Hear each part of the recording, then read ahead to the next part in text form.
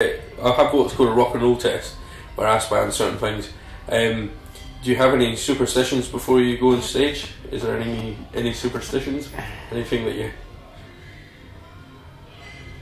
Usually 2 pints. Yeah? Yeah, I've got a thing always before a commercial gig as well. There's a local pub, I'll not name it, I don't know if it's good to name it or not, but always go in, 2 pints, yeah. And it's something I've always done. Yeah. But with superstitions, nah, I wouldn't. Have you had any good rock and roll injuries while you've been doing this? Anything that you've hurt yourself or fell over or done something ridiculous on stage? Or? Have I ever done? Yeah. Well, actually, on the Kasabian night, and this happens, I would say, every other gig, right behind that big screen, there is I don't know what it is, it's just like a black box. Yeah. I don't think it's got any purpose, it's not a speaker or nothing. But obviously when PJs is dark, you can't see it. Yeah. But if I'm DJing and I need to run to the toilet, yeah. I don't want to run in front of the screen, so I always run behind the screen. Yeah. And on the Kasabian night, it always happens, I'll run from the DJ bit to the toilets, not see the box, trip over it. And on the Kasabian night, the bouncer had to help me up. So honestly, mate, I'm not drunk. It's the box. He's like, yeah, fine, yeah, of course. Who would be your... if you could have any amount of money to hire a guest DJ, who would you want? Who would be the ultimate for you?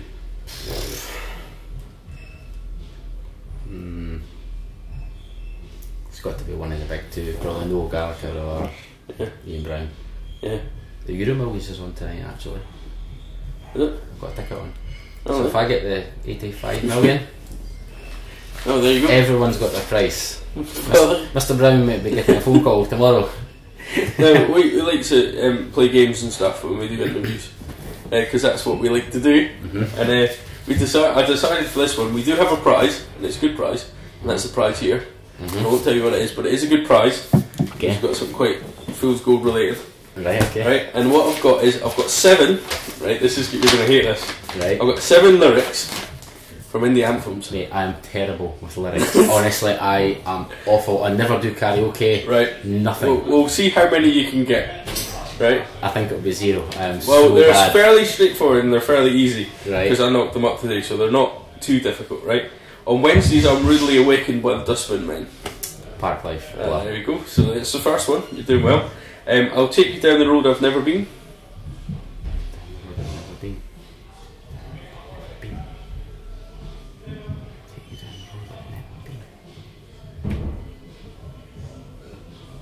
Got Stone Roses in my mind. Oh no. No. Told you I was terrible. It's Bittersweet Symphony, the Verve. Oh yeah, yeah. This one's quite not obscure, but a heaven, a gateway, a hope.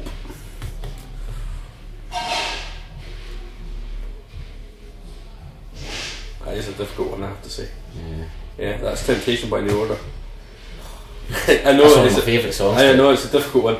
Let's see what else we got.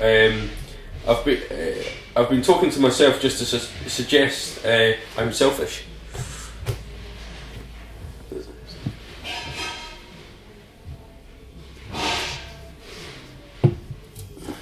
This isn't going too well, is it? It's Getting Away With It, Electronic. I'll play that as well. The songs, the songs made up second rate, I think is the lyric. If I can read more handwriting. Him from Village, James. Right. See if I sung songs easier, instead of just plain songs. It'll get easier. It gets easier. I've got 2, which there's 2 that there's one that you're bound to get in the last 2. She's calling a cab.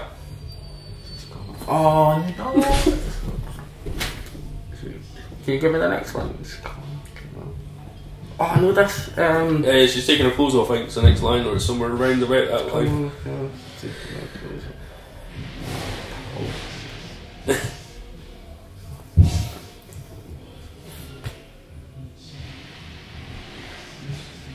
Oh, no. Can we come back to that? I know that one.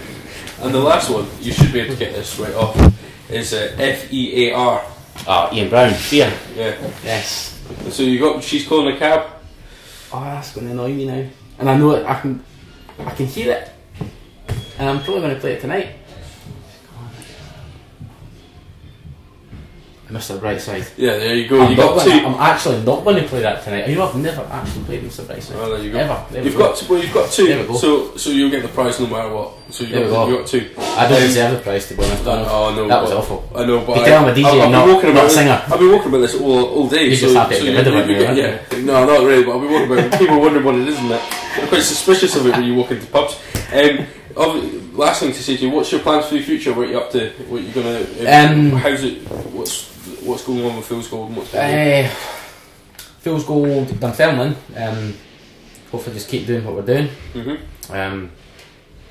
Just try and keep selling at the venue. That's all we can do, I guess. Just try and keep it at the same level. Get more guest DJs in. There's few and far between though. That's the only problem. There's actually not many guys that do the circuit.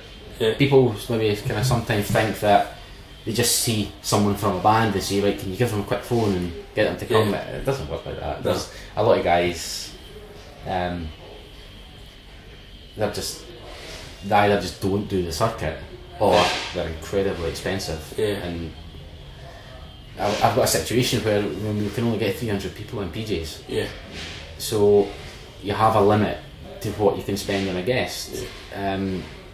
And I would happily do the night for nothing if it meant getting a big guest, paying them all the money just to have a great night. But some of the guests, I'm not going to mention the figures, but some of the money they want is unbelievable. Yeah, I mean, there's sort of like obviously Danny Dyer was like 10 grand or something ridiculous. I heard that, in the commercial world he was 10 grand for a night, and that was a few years ago now when he was maybe slightly bigger than he's quite big now, I guess. He's went back into EastEnders, but he maybe be 10 grand now actually. Now he's in EastEnders, but that was when he was doing the business, and he was kind of riding high on a few good films, and he'd done a few dodgy films. I think he's a lot of dodgy films, and his stock kind of dropped a wee bit. But 10 grand he cost a nightclub. So it's not unheard of. So you're just going to keep doing it with Dundee? Is there? I mean, Dundee's going quite well. Is there plans to expand anywhere else, or are you just going to stay with Dundee? Or? There's a couple of places that have caught my eye.